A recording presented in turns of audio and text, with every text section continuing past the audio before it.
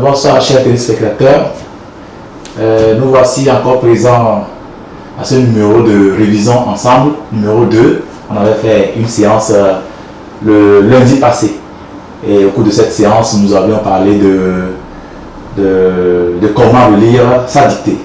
Aujourd'hui, nous allons poursuivre avec ce même module, mais tout en faisant une certaine sorte de pratique pour réviser ce que nous avons parlé au niveau de comment relire sa dictée. Vous savez, l'émission est réservée pour les élèves de 3e, donc ils doivent aller à l'examen du BPC. Vous savez, la dictée est un exercice aujourd'hui que les élèves n'arrivent pas à faire. Ils n'arrivent pas, la majorité des élèves n'arrivent pas à faire correctement la dictée. Voilà pourquoi nous devons peut-être réviser certaines règles d'accord avec vous pour que nous puissions faire mieux à l'examen et à obtenir ce qu'il faut, la note qu'il faut. Vous savez, la dictée est notée sur 6. On fait déjà 6 fautes, on a 0. 6 fautes déjà 0 parce que un point et une faute équivaut à un point de manqué. Donc avec 6 fautes, on a déjà 0 d'office. Ok, donc aujourd'hui, nous allons essayer de passer à une phase pratique. Nous allons parler de certaines règles, des mots qu'il faut observer dans une dictée pour faire une correction si possible. Et aujourd'hui, nous allons passer par une dictée pour l'application de ces règles que nous avons vues la dernière fois. Donc, c'est un texte piqué dans le thème l'immigration thème 3 au programme de la classe de 3e français. Donc, c'est un texte de Michel Tournier, un texte tiré de son roman La Goutte d'Or. Nous allons, sans tarder, essayer de voir ce que ça donne la dictée. C'est une dictée fautive, je vous avais fait une dictée fautive, c'est-à-dire à l'intérieur de cette dictée, il y a des fautes expressément commises que nous allons essayer ensemble de corriger. Mais en amont, je vous préviens, il y a chaque mot en français a une classe grammaticale. Et nous avons la classe grammaticale, les classes grammaticales qui varient et des classes grammaticales qui ne varient pas. Dans les classes grammaticales qui varient, nous allons les voir ensemble au fil des commentaires au sujet de la dictée. Nous allons essayer de mettre une dictée fautive au tableau, que déjà certaines personnes appellent dictée à tout, et ensemble nous allons progresser.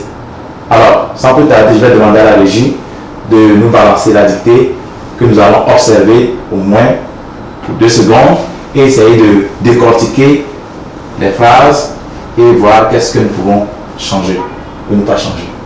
Merci. Nous demandons à la régie de nous envoyer la dictée sur nos petits écrans pour que nous puissions avancer.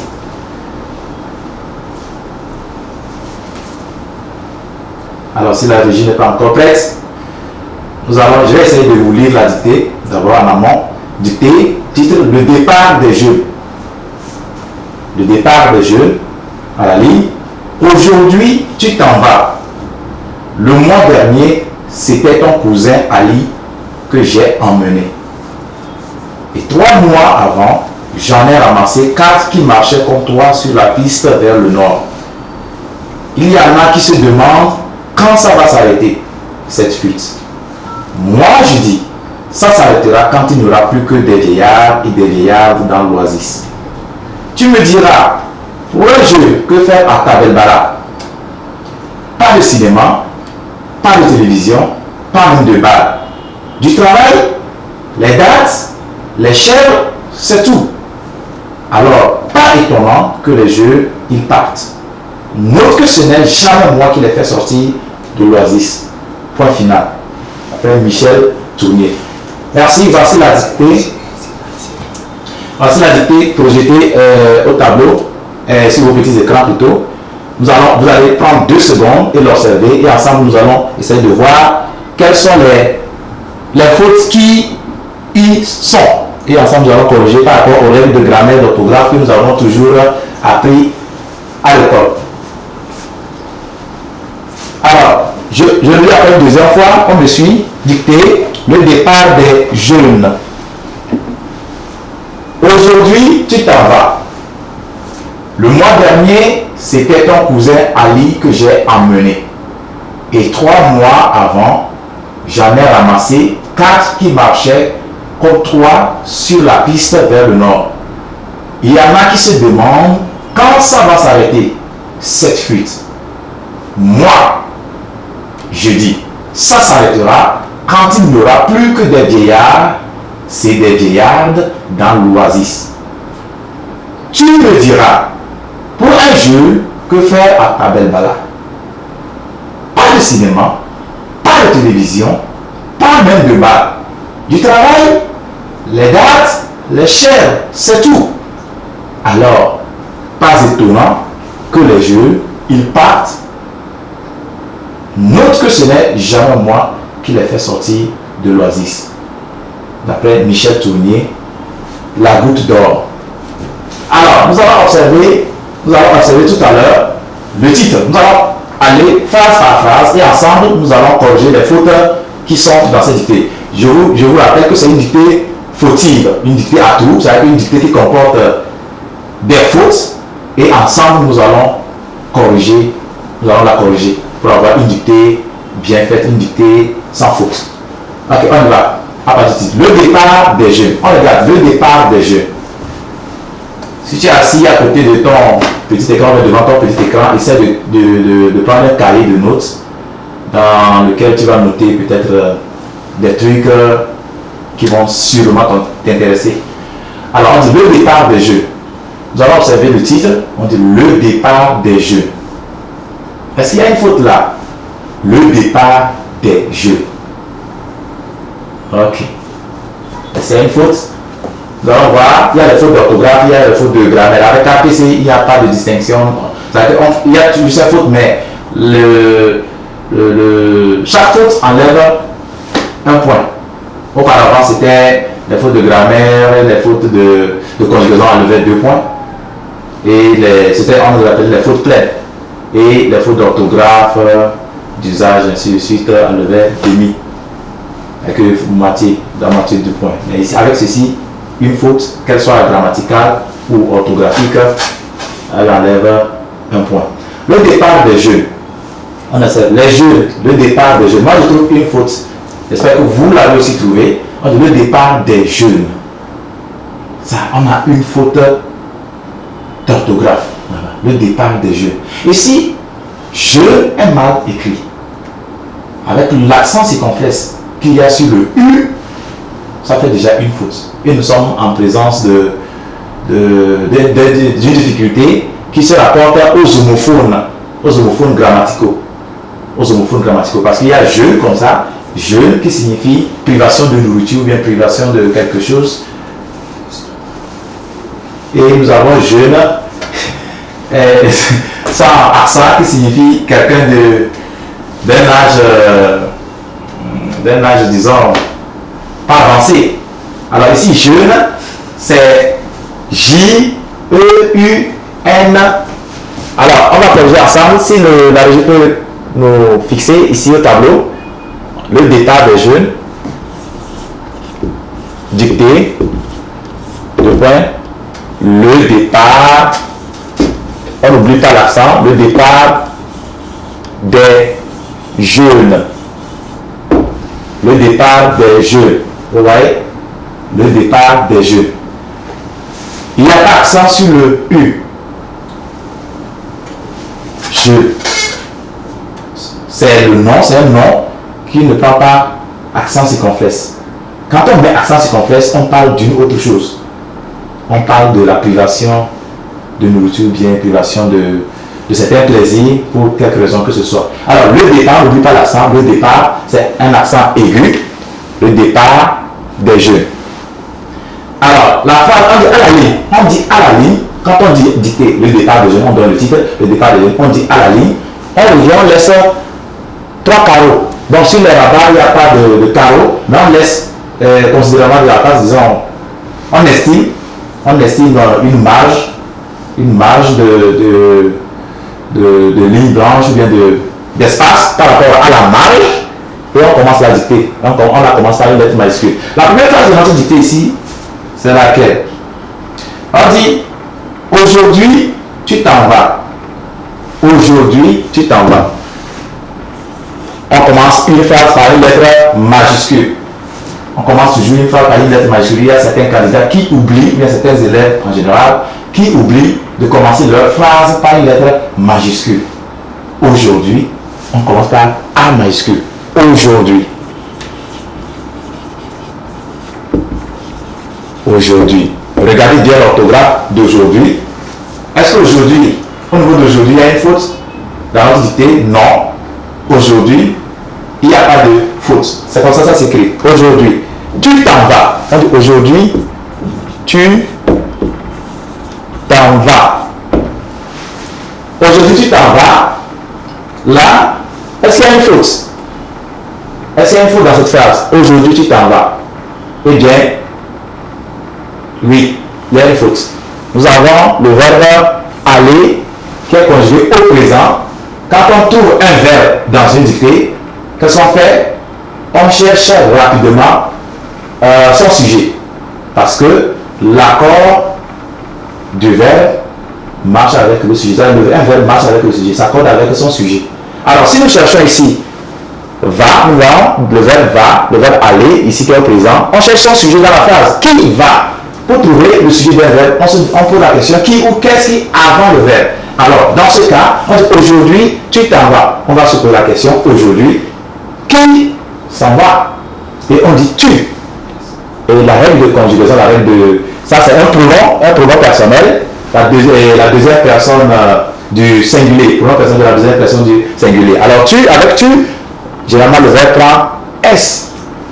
Aujourd'hui, tu t'en vas. Donc, comment est-ce que j'ai pu repérer cette faute? J'ai vu que c'est un verbe, c'est le verbe aller qui est conjugué. Je me suis demandé où est son sujet. Alors, une fois le sujet repéré, je vérifie et je fais l'accord en conséquence. Donc, dans ce cas-ci, c'est tu qui commande le verbe. Alors, avec tu, le tu impose un S. Tu vois, par contre, si on disait il va, alors si on disait aujourd'hui il, ça va changer, il s'en va, on ne va pas avoir S. Pourquoi? Parce que le sujet, le pronom, le sujet là, demande qu'il n'y ait pas S. Dans notre dictée ici, on a tu t'en vas. Aujourd'hui, tu t'en vas. Tu t'en vas. Alors, les virgules, les points seront dictés. Vous savez, en dictée, on lit une première fois pour que les élèves s'en imprègnent. On lit la dictée une fois pour que les élèves s'en imprègnent. Et la deuxième fois, le lecteur lit avec la ponctuation nécessaire. Il précise les ponctuations. À la troisième lecture, on ne précise plus la ponctuation. Donc, à la deuxième lecture, c'est là qu'on dit ce qu'on écrit. C'est là que les candidats commencent à écrire. Et on doit faire attention. Ici, on dit aujourd'hui. À l'oral, on remarque une petite pause. Aujourd'hui. Voilà. Alors, la pause est marquée par une virgule. Aujourd'hui, virgule, tu t'en vas. Ok. Aujourd'hui, tu t'en vas. La deuxième phrase. Alors ça fait une phrase. Une phrase commence à une lettre majuscule et finit par un point. Ce point peut être un point d'exclamation. Il peut aussi être un point d'interrogation. Et il peut être un point comme vous le voyez ici. Donc disons une ponctuation forte. Un point virgule n'est pas un point. Une virgule n'est pas un point. Deux points non plus. Alors on a point d'interrogation, point d'exclamation, point. C'est ça les ponctuations fortes. Donc, la phrase va commencer, elle a fini ici par un point. Alors, quand une phrase finit par un point et que je dois reprendre une autre, je dois la commencer aussi par une lettre majuscule. Alors, la phrase qui suit, c'est le mois dernier. Le mois dernier. Le mois dernier. C'était ton cousin.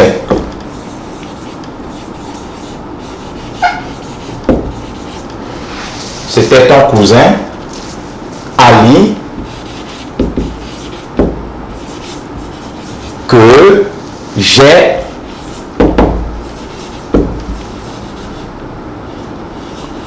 emmené. Point. Alors, on observe. Le mois dernier, c'était ton cousin Ali que j'ai emmené. le mois dernier, c'était ton cousin Ali que j'ai emmené. Alors, on va observer ensemble cette phrase et voir si elle contient des fautes. Le mois dernier, c'était ton cousin Ali que j'ai amené. Alors, regardez, en dictée normale, on vous écrira le nom propre au tableau. On vous écrira le nom propre au tableau. Ici, Ali est un nom propre, certainement. On va vous l'écrire au tableau. Ali, c'est comme si nous sommes en train de faire une dictée fautive. C'est déjà au tableau. Ali que j'ai amené. Alors, le mois dernier, c'était ton cousin Ali que j'ai amené. Regardons, observons 2 secondes. Est-ce que nous avons une faute une faute ou des fautes dans cette phrase? Observons. Le mois dernier. Pourquoi on va en parler? Pourquoi on n'a pas dit le mois dernier? Parce que là, il y a moi comme ça. Moi et moi. C'est moi. Le moi. Moi avec S, c'est une unité de temps. Une unité de temps comme janvier, février, mars, avril. Ici, qu'est-ce qui nous permet d'écrire moi avec S? Je ne sais pas si c'est une faute ou pas, mais c'est. Nous avons. Ça va. Regardez, observez. Ça, moi sans S et moi S. Ça sonne, on ne dit pas moi ici, on ne dit pas moi ou bien, je ne sais pas. C'est la même prononciation. Donc, ce sont des homophones qui peuvent induire en erreur. Alors, quand est-ce qu'on écrit ce moi et quand est-ce qu'on écrit celui-ci? Ici, c'est les circonstances. C'est l'alentour. C'est le, disons, le mot qui entoure. Ce homophone nous permettra de savoir de quel mois il s'agit. Alors, ici, le mois, ici, c'est le temps, une unité de temps. Ça t'apprend S. Le mois dernier, c'est le mois passé, le mois dernier, c'était ton cousin Ali que j'ai amené. Regarde, c'était ton cousin Ali que j'ai amené. Est-ce que c'est bien écrit la suite de la phrase? C'était ton cousin Ali que j'ai amené. On observe, on voit qu'il y a aussi une faute ici que vous avez certainement repérée, comme moi. Alors, ici c'était, c'est C. C'est C, c'était. Qu'on peut remplacer par c'est. Quand on dit c'était, et qu'on fait l'analyse, et on peut remplacer c'était là par c'est. C'est ton cousin, alors le c'était là, c'est avec C. C'était avec S. Bon, c'est avec C ici. Si c'était, et c'était, comme ça, ça s'accompagne d'un passif passé. C'était produit surtout avec les verbes pronominaux. On conjugue un verbe pronominal au plus que parfait, comme il s'était lavé. Alors, il s'était lavé là, c'est comme ça va s'écrire. Donc, souvent, mais généralement, quand on voit c'était comme ça, il y a toujours un passif passé qui doit suivre. Le passif passé d'un verbe. Par exemple, ceci, c'était, c'est suivi d'un pronom ou bien d'un nom. Vous voyez? Donc, c'était, et ça s'accorde avec le nom qui suit. Ça s'accorde avec le nom qui suit. Vous voyez? Donc, si on peut dire c'était les enfants. C'était les enfants. On peut, était là aussi peut s'accorder avec le C. Singulier. C'était. Ça peut aussi s'accorder avec le nom qui suit. Là, il n'y a pas de faute. Est-ce que vous comprenez?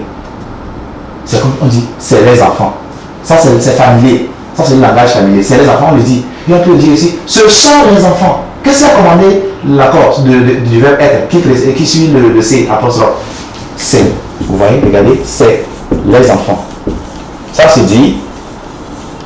Et on dit aussi, ce sont les enfants. Voilà. Alors, si je dis c'est les enfants, voilà, le L a écrit en fonction du C. Si je dis ce sont les enfants là, le est accordé en fonction de. Le sujet de l'est, c'est les enfants. Ce sont des enfants. Vous voyez, donc c'est possible qu'on écrit c'était comme ça et c'était avec A-U-N-T. Mais dans ce cas, le nom qui suit, c'était est ton cousin, un nom singulier. Alors c'était ton cousin Ali. Cousin, on l'a écrit avec S.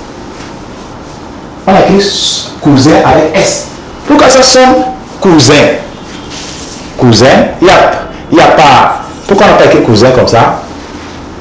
Il n'y a pas une règle de grammaire pour savoir comment on écrit cousin. Il n'y a pas une règle de grammaire. C'est la lecture. Vous savez, pour bien faire la dictée, là, il y a des mots qui viennent de façon automatique parce qu'on a eu l'occasion de nous rencontrer plusieurs fois au cours de notre lecture. Alors, il faut principalement lire pour bien faire la dictée. Parce qu'il y a des trucs en dictée qui n'ont pas de règles pour l'orthographie. Ici, il faut connaître le mot, c'est tout. Alors ici, par exemple, cousin, c'est avec S. Ça, c'est écrit toujours avec S. Cousin, vous voyez, et on ne double pas le S. Si vous doublez, ça fait coussin. On vous a appris qu'un seul S entre deux voyelles, entre U et I ici, la voyelle U et la voyelle I, le S au milieu de ces deux voyelles donne le son Z. Nous avons le son Z.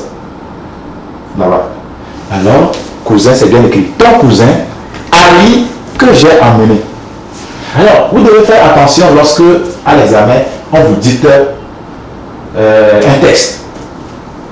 C'était ton cousin que j'ai emmené. On dit emmené. Il y a amené qui existe et il y a emmené qui existe. Donc, il faut bien écouter le lecteur. Ici, on dit emmené. Une petite erreur de distraction, vous écrivez un autre mot.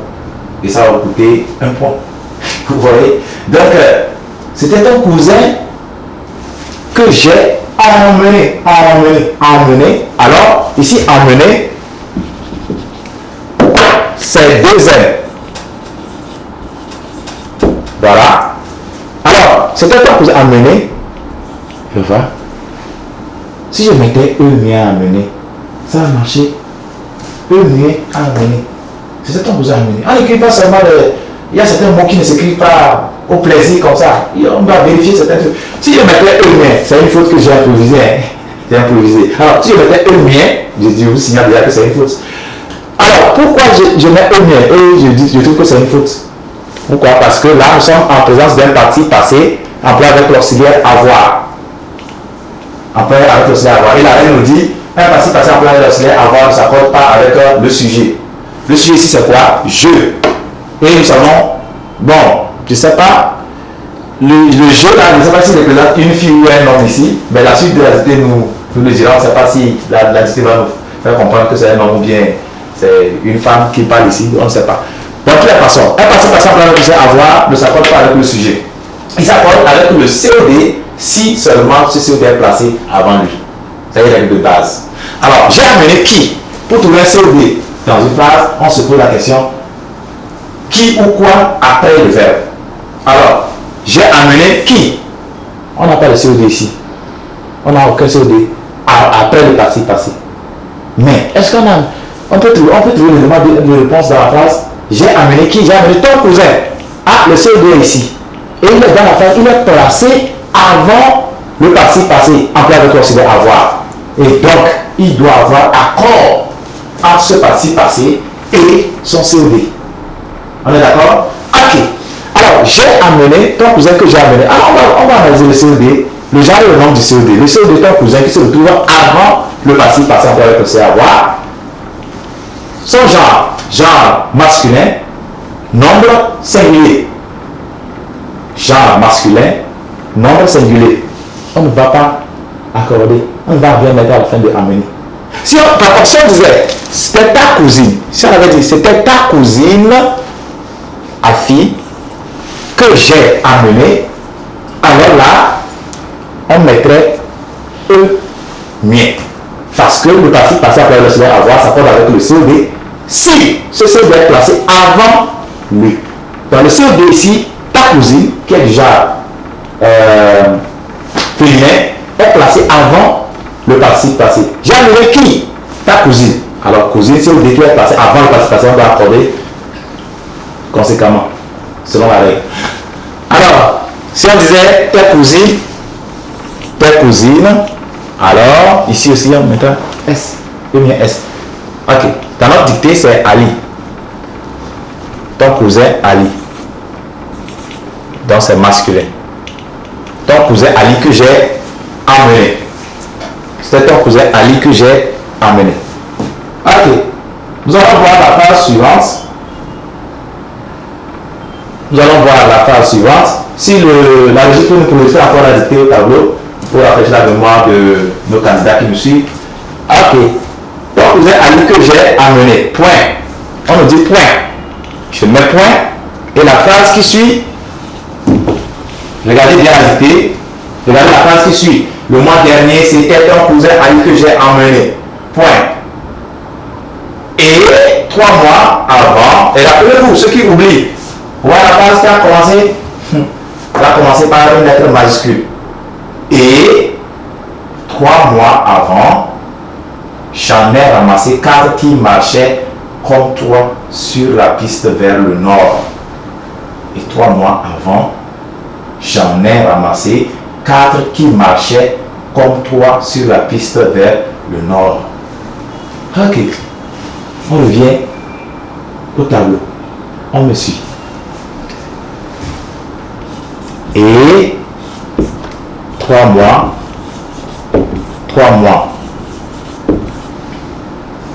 3 mois avant, virgule, j'en ai ramassé 4 qui marchaient, 4 qui marchaient comme toi,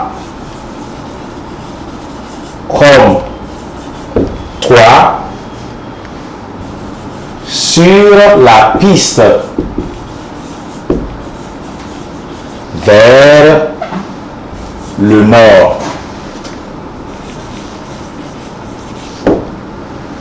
Ok. Ensuite, et 3 mois avant, virgule, j'en ai ramassé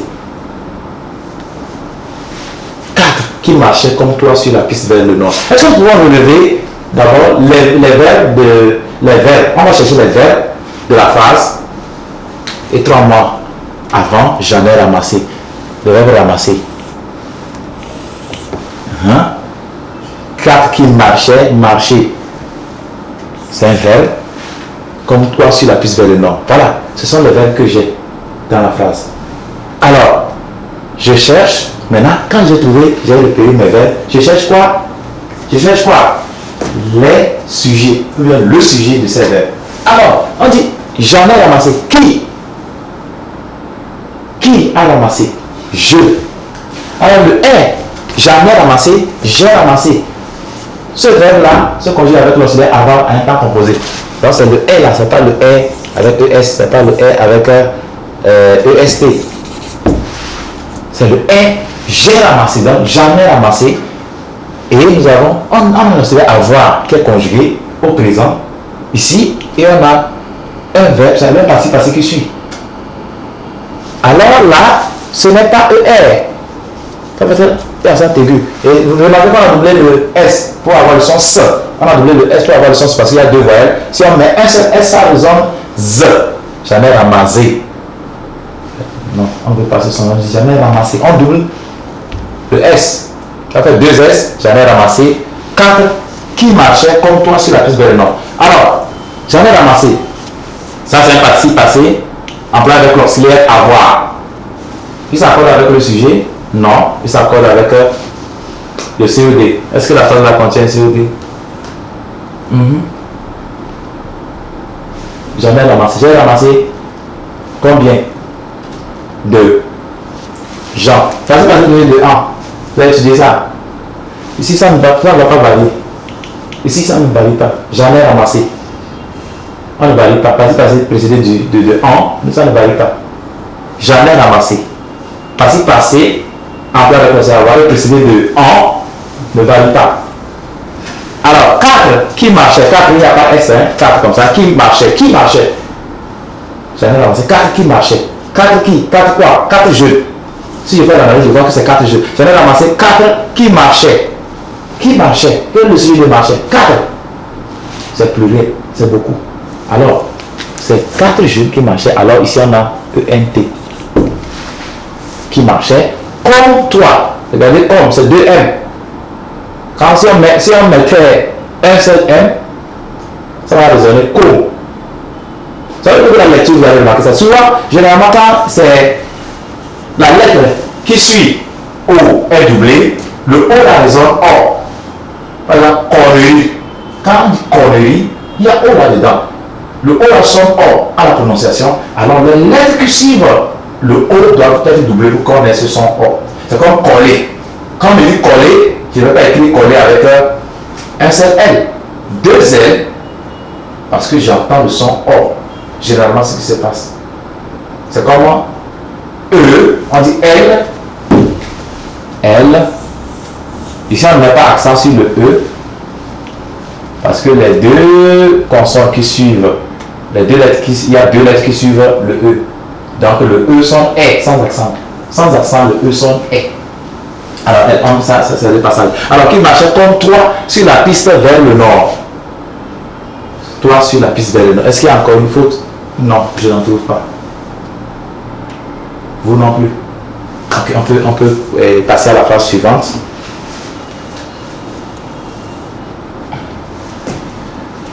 On a que la régie nous projette encore la dictée sur nos petits écrans. Oui, très bien, merci beaucoup. J'en ai ramassé 4 qui marchaient comme toi sur la piste vers le nord. Point. On dit, il y en a qui se demandent quand ça va s'arrêter, cette fuite. Il y en a qui se demandent quand ça va s'arrêter, cette fuite. Regardez bien la phrase qui suit. Il y en a qui se demandent quand ça va s'arrêter, virgule, cette fuite. Alors, on me suit au tableau. On me suit. Une fois après le point, une phrase commence par une lettre majuscule. Donc, il y en a qui se demandent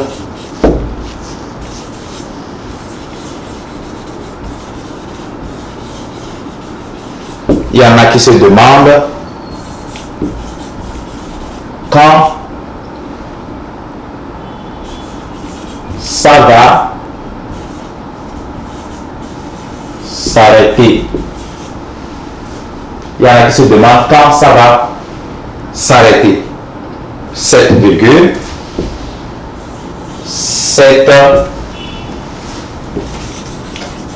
fuite. Alors, on observe la phrase ensemble. La phrase suivante, on va l'observer tous ensemble. On va vérifier s'il y a une faute là-dedans ou pas. On dit, il y en a qui se demandent quand ça va s'arrêter. On va chercher les verbes de la phrase. Il y en a qui se demandent, ouais, on est d'accord. Il y en a qui se demandent quand ça va s'arrêter. Le verbe, il y a va, il y a s'arrêter. Est-ce qu'il y a encore un autre verbe? Non. Alors nous allons voir, nous allons justifier l'orthographe de ces verbes, les accords de ces verbes. Il y en a qui se demandent. Qui se demande? On dit, regarde, c'est le contexte qui va nous situer. Aujourd'hui, tu t'en vas. Le mois dernier, c'était ton cousin Ali que j'ai emmené. Et 3 mois avant, j'en ai ramassé 4. J'en ai ramassé 4 qui marchaient comme toi sur la piste vers le nord. Il y en a qui se demandent quand ça va s'arrêter. Quand on dit il y en a, on veut parler des gens, des personnes. Il y en a qui se demandent, ou bien des jeunes, certains jeunes, qui se demandent quand ça va s'arrêter. Alors, ce demande là va prendre ENT. Il y en a qui se demandent, il y a des gens, c'est comme on peut dire, il y a des gens qui se demandent quand ça va s'arrêter. Il y a certains jeunes qui se demandent quand ça va s'arrêter. Il y a certaines personnes qui se demandent quand ça va s'arrêter. Alors, il y en a qui se demandent quand ça va s'arrêter. Nous allons voir, parce que là, demande a pris ENT, ça va présent, a pris ENT, parce que on va parler des gens, des personnes. L'analyse permet de constater que c'est des personnes, des gens ou des jeunes, certains jeunes qui se demandent quand ça va s'arrêter. Alors, quand ça va s'arrêter, ici nous allons voir, il y a une faute d'orthographe. Quand c'est avec D. Quand, il y a aussi quand comme ça. Quand avec T, mais dans ce cas c'est avec quand. C'est quand avec D. On écrit quand, ta, ou bien quand tout. Ça veut dire en ce qui concerne. C'est quand on peut remplacer le quand à part en ce qui concerne. Quant à moi, en ce qui me concerne. Ouais. Donc ici, c'est le temps qui est exprimé. Quand ça va s'arrêter? Ça va s'arrêter. Le ça là, est-ce que c'est juste? Ça sonne ça. Il y a ça comme ça et il y a ça. Ici, c'est un pronom neutre. Ça. Et ici, c'est un adjectif possessif. SA, un adjectif possessif qui précède un nom féminin. Alors, quand ça va s'arrêter, on écrit ceci. C'est-à-dire lorsqu'il précède, quand le ça précède un nom féminin. Ici, là, après le ça, là, on a quoi? Un verbe. Ça peut pas être ce ça. Si on prononce ça et un verbe suit, c'est ce ça. Un pronom neutre. Quand ça va s'arrêter, pronom neutre, ça. Alors ici, c'est ça, comme ça. Mais quand on prononce ça, tente, on dit ça tente, ou bien ça table. Vous voyez, après le ça, on a un nom. Du coup, on écrit ça avec S-A. On est d'accord? Ok, donc ici, c'est ça va s'arrêter. Ici, nous avons, donc c'est un pronom neutre singulier, donc ça va, VA, naturellement. C'est singulier, le ça est un sujet, pronom neutre ici, il est singulier. Ça va s'arrêter. S'arrêter, R-A-E-R. Pourquoi c'est en ER? Le verbe là, c'est ça, le verbe s'arrêter. C'est un verbe pronominal. Mais on l'a écrit avec ER. C'est pas une faute par hasard. Regardez avant l'orthographe. 2 R. 2 R. Arrêter. Alors ça va s'arrêter. Pourquoi c'est. On va justifier la terminaison de ce verbe ER. Il y a une règle que nous connaissons tous ensemble depuis le primaire. On dit quand le premier verbe est conjugué, le deuxième se met à l'infinitif. Il y a le premier verbe, le verbe aller. Alors, le verbe qui suit doit être à l'infinitif. Ça va s'arrêter. Donc, il faut se rappeler constamment les règles dès qu'on fait face à ce type d'accord. Surtout au niveau des verbes. Pour vérifier à quel point le verbe est, comment écrire la terminaison du verbe en tenant compte du sujet, ainsi de suite du temps. Voilà. Donc ici, c'est que le s'arrêter à PER parce qu'il y a le premier verbe qui est là et qui est conjugué. Si le verbe n'est pas un auxiliaire, comme être ou avoir, alors le verbe est ordinaire. S'il y a un deuxième verbe qui suit, ça doit se mettre à l'infinitif. Alors, je vous donne cette astuce-là, quand vous faites la dictée, pour ceux qui ne maîtrisent pas les règles de quand est-ce que un verbe peut se mettre à l'infinitif ou pas, surtout les règles du premier groupe, on ne sait pas s'il faut mettre E accent aigu ou bien ER. Quand on fait la dictée, vous entendez tomber, jouer. L'enfant sait jouer. Si vous regardez par exemple, l'enfant sait jouer. Alors, certains candidats ne savent pas. Si je ne connais pas ma règle, il y a un premier verbe qui est conjugué, le deuxième se met à l'infinitif. Et je vais aller par un raccourci rapide. Je fais quoi? Je remplace le verbe qui sonne et. Je sais que là, jouer, c'est un verbe. Je remplace ce verbe par un verbe du troisième groupe. Je prends un verbe du troisième groupe et je mets à la place pour voir comment ça va résonner. Je n'ai pas dit sur la copie de la dictée. Mentalement. On est d'accord? Ok, mentalement, je vais prendre un verbe du troisième groupe. Et moi, j'aime souvent prendre le verbe vendre.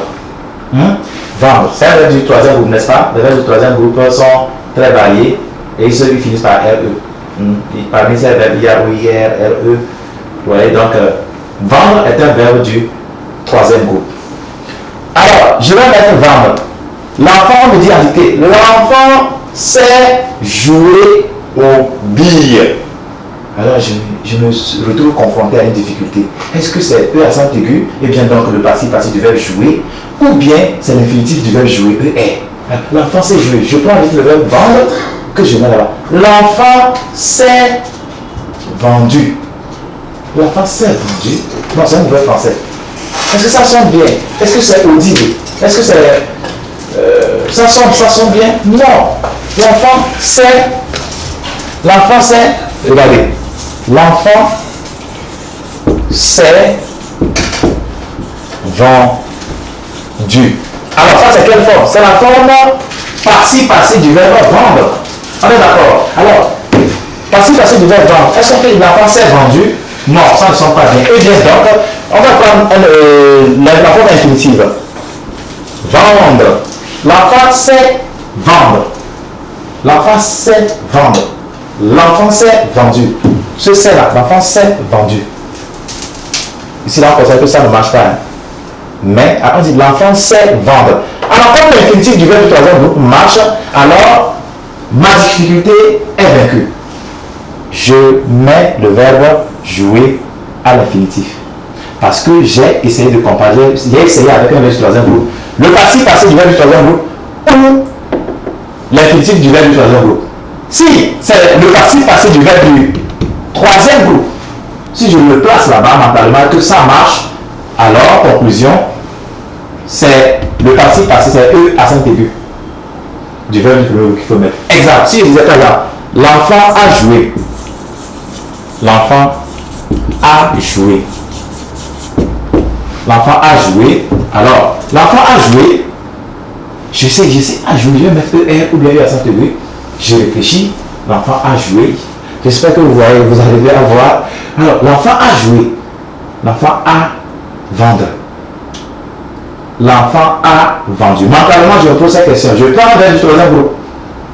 Et que je place là-bas. L'enfant a vendre. L'enfant a vendu. Alors, vous voyez, vendu, c'est le participe passé du verbe de mon verbe du troisième groupe.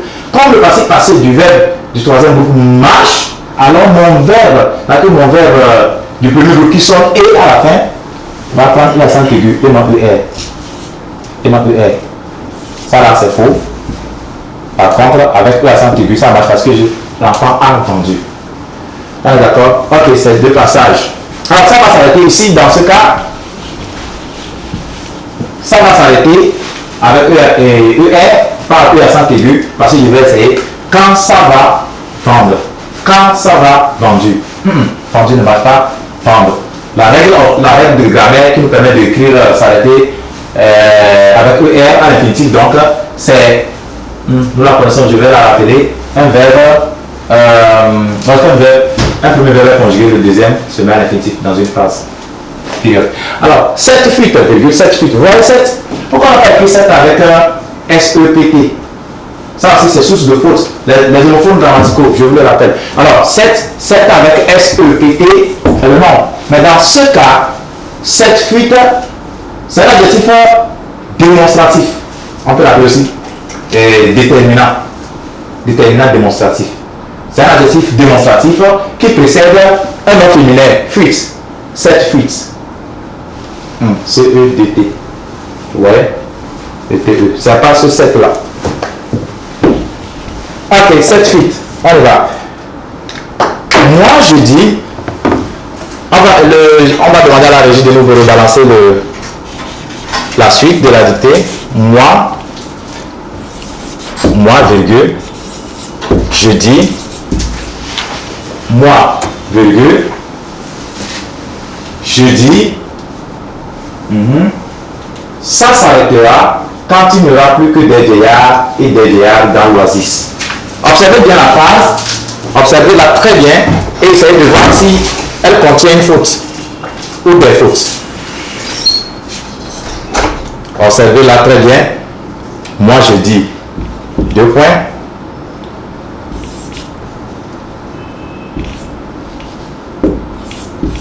Ça s'arrêtera. Ça s'arrêtera quand il n'y aura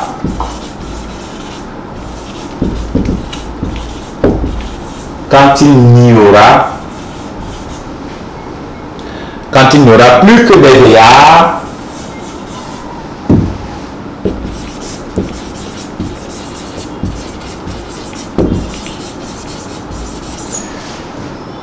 vieillards et des vieillardes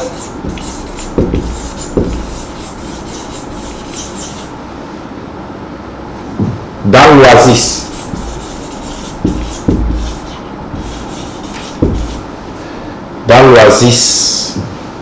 Point. Merci beaucoup la régie. On va retourner à notre tableau. regarde, ça s'arrêtera quand il n'y aura plus que des vieillards et des vieillards dans l'oasis. Observons et essayons de déterminer les fautes. Alors, on va chercher le verbe de cette phrase. Moi, je dis, on est d'accord, dit, on a s'arrêtera, et on a aura, que des vieillards et des vieillards dans l'oasis. Ok, on a 1, 2, 3 verbes. Alors, on va observer, on va chercher quoi? On va trouver les verbes, on va chercher quoi? On va chercher leur sujet. Je dis, est-ce que, dit là, on va l'écrire, c'est S ici, hein. On a S ici, je dis, ça s'arrêtera quand il n'y aura plus que des verbes. Moi je dis, c'est à quel temps? Au présent. Au présent avec je, le verbe dire, ça finit par IS. Je dis, alors je cherche le sujet, c'est je. Le sujet de dit, c'est je. Et j'écris conséquemment, je dis. Mais si on dit il ou elle dit, il dit, et première personne du singulier, je dis, hein, ça s'arrêtera. Moi, vous voyez, c'est le je qui est mis en emphase ici. Moi, donc c'est pas moi avec S, hein, moi, je dis, moi, c'est le pronom, c'est un je qui est mis en relief ici. Donc moi, je dis, alors, le sujet de dit, c'est je, on a écrit DIS, oui, ça s'arrêtera. Le sujet de ce verbe, c'est quoi? C'est ça, le pronom neutre qui est au singulier, je le rappelle, et c'est un futur simple. Il n'y a pas S à la fin. Ça s'arrêtera. Quand il n'y aura plus, vous voyez, il y a aussi le verbe avoir, ici qui est conjugué au futur simple. Son sujet c'est quoi? Il. Quand il n'y aura plus que des vieillards et des vieillards dans l'oasis. Il n'y aura. Il n'y aura plus. Ouais. Il n'y aura. N apostrophe Y. Il n'y aura. N'oubliez pas ça. Il n'y aura, vous entendez, ni, donc N apostrophe I. Il n'y aura, vous voyez, il y a un verbe qui suit. Il n'y aura, c'est comme on dit, il y a. C'est la négation de il y aura qui devient il n'y aura. Il y aura, ça N, la négation maintenant ne plus, on a mis la verbe de négation ne plus, donc ça fait il n'y aura. Le sujet de aura, c'est il n'y aura, futur simple. On ne met pas S à la fin. On ne met pas S à la fin, troisième personne du singulier. Et si on dit tu auras, S à la fin. Ok, il n'y aura, comme le sujet de aura, avoir c'est il, alors il n'y a rien à la fin de aura au futur simple. Plus que des vieillards. Des vieillards. Regardez bien, il y a ici, ça fait vieillard. Si il ne met pas le i, ça fait veillard. Veillard. Et puis ici, si il ne met pas aussi ce i, ça va pas donner, ça va donner vieillard. Vieillard. Donc il faut absolument le i. On n'oublie pas cette petite chose là. Parce que c'est source de faute. Que des vieillards, voilà, des vieillards. Les gens écrivent, souvent il y a des candidats qui se créent des fautes qui leur sont très fatales. On dit les enfants, vous écrivez les enfants sans mettre S. Ça vous est préjudiciable. Les enfants, on doit automatiquement mettre S. Des enfants, ces enfants. Oui, le nom doit prendre S. Le déterminant et le nom s'accordent. Maintenant, il y a aussi accord entre le verbe et le sujet. Vous voyez, c'est du vieillard et des vieillards, le féminin de vieillard, vieillard, E avant S. Des vieillards. Des vieillards, on a mis S et des vieillards, S. Dans l'oasis. Dans l'oasis. O-A-S-I-S. C'est un mot à connaître. Dans l'oasis. Ok. La phrase suivante, nous allons observer sur nos petits écrans pour lire ensemble la phrase suivante. Alors, la phrase suivante dit quoi? Tu me diras,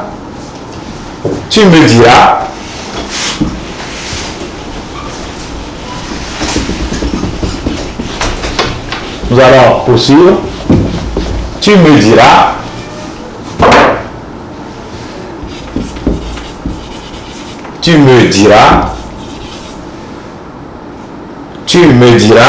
deux points, pour un jeune, que faire à Tabelbala? Que faire à Tabel Bala? Tabel Bala, c'est notre propre. On va vous l'écrire au tableau si jamais il est contenu dans une dictée. À Tabel Bala, je vous l'ai dit en amont. Les noms propres vous seront écrits au tableau.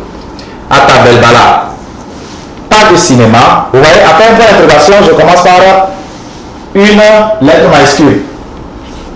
Pas de cinéma. Ciné. Ah, il y a accent aigu. De cinéma. On dit virgule. Pas de télévision. Pas même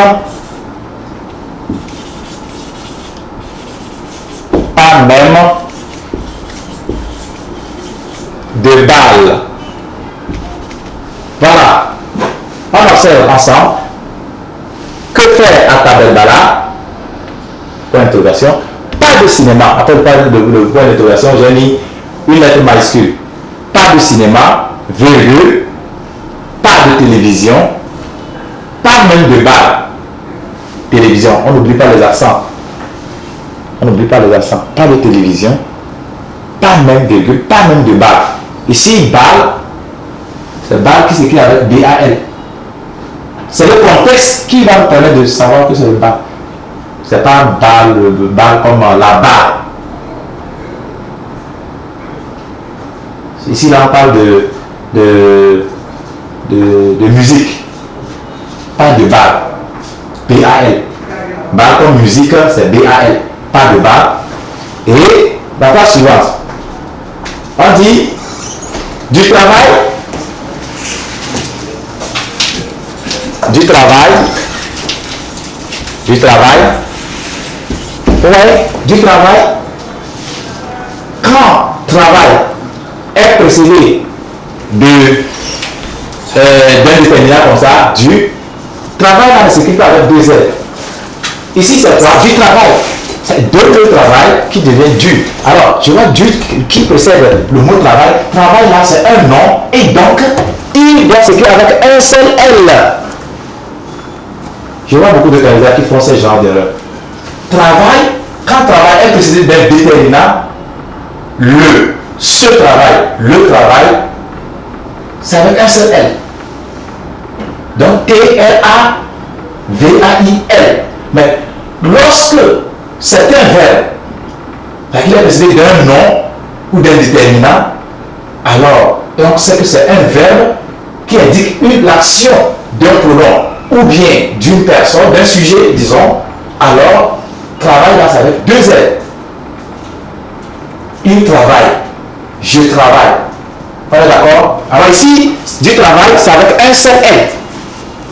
Un seul L. Du travail, point d'interrogation, les dates. Ouais, après mon point d'interrogation, je mets une majuscule, les dates. Les dates, les chèvres. Les chèvres, c'est pluriel, chèvre va prendre S. Maintenant ici, les dates, les chèvres, virgule, c'est tout. C'est tout. Alors, chers candidats, j'espère que vous me suivez.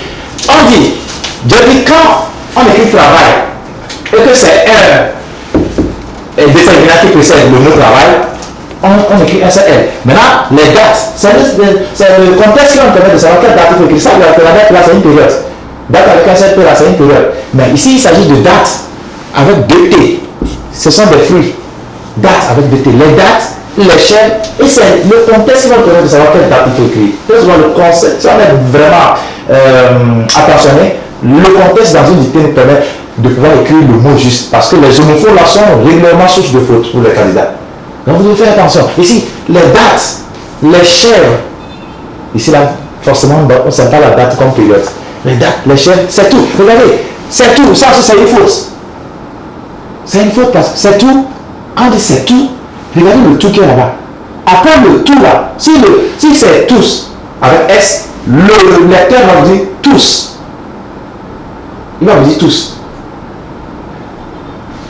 Mais parfois, le tour finit avec S, mais il ne prononce pas ça. C'est quand le tour là est souligné, par exemple, c'est tous les animaux. Tous les animaux, par exemple, on écrit tout avec S. Quand le tour, devant tout, il y a un nom qui est au pluriel, le tour prend S. Mais ici, il n'y a pas un nom, un mot qui suit, on dit c'est tout là c'est avec T. Alors, ok. Chers candidats, la régie nous fait déjà signe qu'il est déjà temps. Et j'espère que vous avez beaucoup apprécié le décortiquage que nous avons fait par rapport à la dictée. Donc, nous sommes passés aujourd'hui à une phase pratique qui vous a été bénéfique, je l'espère. On se donne rendez-vous le lundi prochain pour autre chose. Le lundi prochain, pour autre chose, nous allons faire un peu de grammaire et d'orthographe sur certaines notions qui vous ont été déjà enseignées sûrement. Des notions abordées en grammaire, des notions qui sont au programme. Nous allons essayer de faire de la manipulation. Alors, chers candidats, il est déjà temps. Alors, on se dit à la prochaine. Merci pour l'attention que vous avez portée à cette émission et soyez câblés. Bonne chance pour l'année scolaire. À lundi prochain. Allez, bye.